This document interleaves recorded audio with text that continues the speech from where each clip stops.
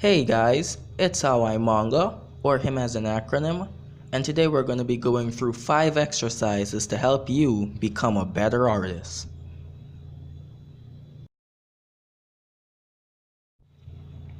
Now the first exercise is something that I would call the size variation exercise. It's basically taking something that's usually small and drawing it big, or something that's usually big and drawing it small. Like for instance a pencil.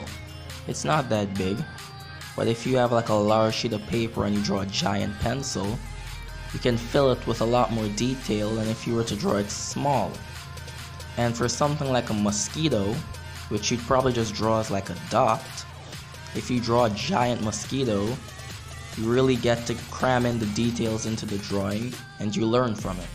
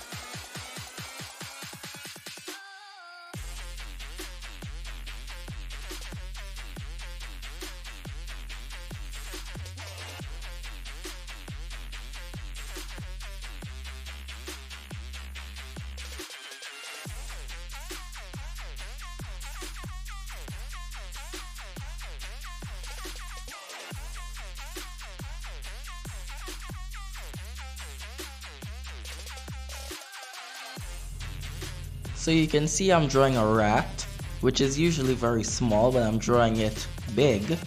And then you can see right next to it I'll draw an elephant, which is generally huge, and I'll draw it smaller than the rat. So it's a nice variation. I can also make a really fun drawing by doing this exercise. And I just realized like after I did the drawing that elephants are like usually afraid of rats. And I wasn't thinking that when I was drawing, it just kind of happened, so that's kind of funny.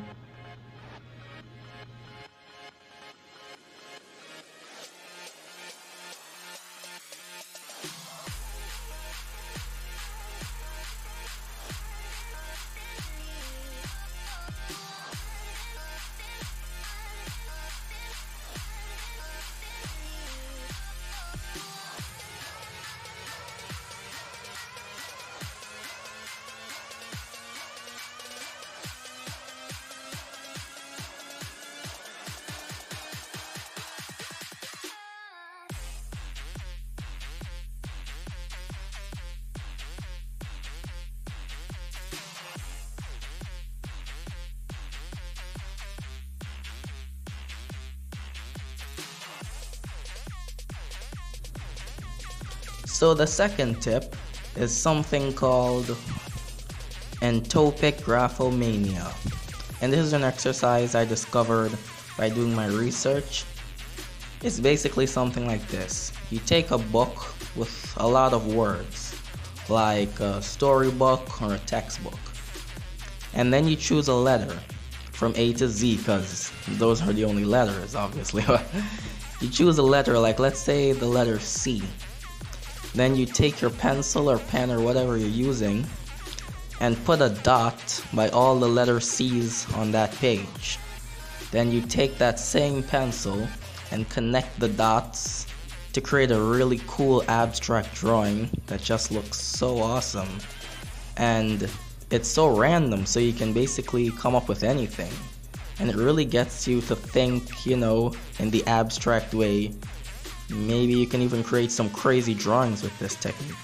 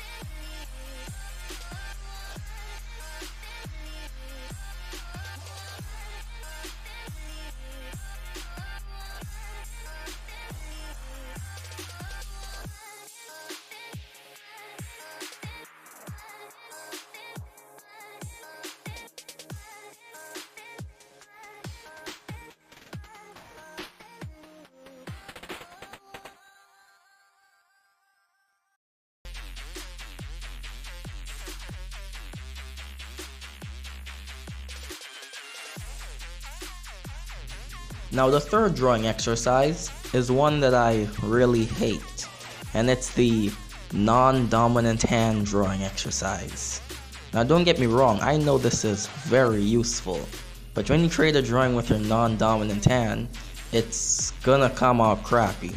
Unless you're ambidextrous, then you don't have a non-dominant hand, but for all you righties and lefties, you draw with your non-dominant hand, and well, I guess that helps you be more versatile. Say if your dominant hand gets injured, you can still draw with your non-dominant hand, I guess. And it's also fun to see you try and struggle to create a good drawing and the lines are all wobbly. So it is a very useful exercise.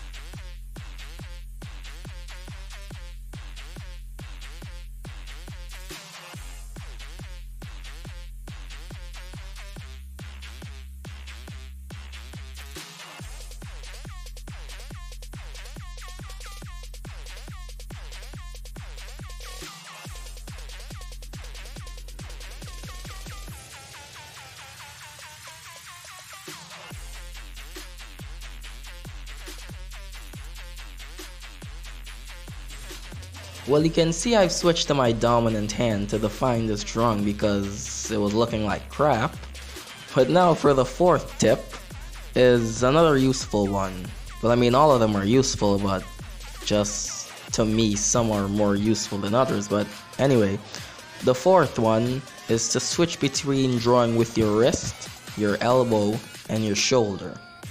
Now some of you guys mightn't understand what I'm talking about, but there is a high probability that most of you watching this video only draw with your wrist. Like, you know, when you're drawing, the only thing you're moving is your wrist. You don't draw with your elbow and your shoulder. Well, one way you can start doing this is to, well, deliberately do it, like on purpose. But the best way to do it is to like create bigger drawings. Like get one of those huge sketchbooks. That way you'd have to create some bigger and longer lines, so you'd start drawing with your elbow, and then you'd also start drawing with your shoulder.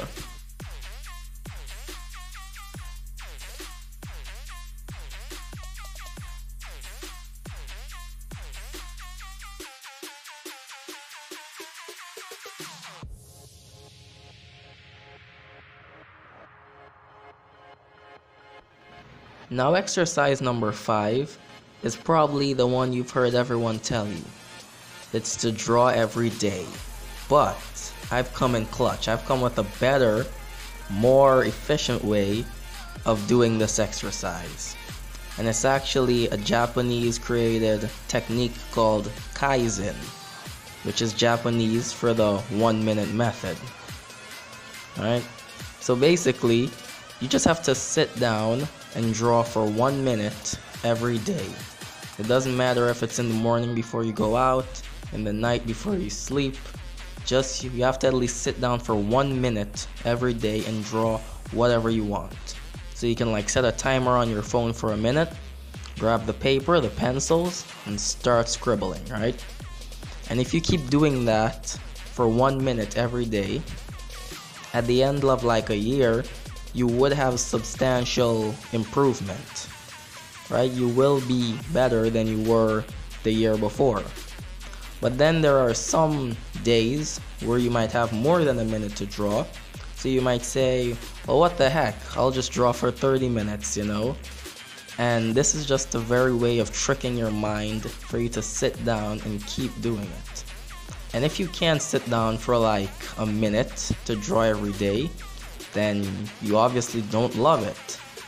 But for us out there who love drawing, then we can do it and we will do it. So that's the end of the video, guys. And now remember, if you want to make a comic or draw better, follow me and we'll do it together. Later.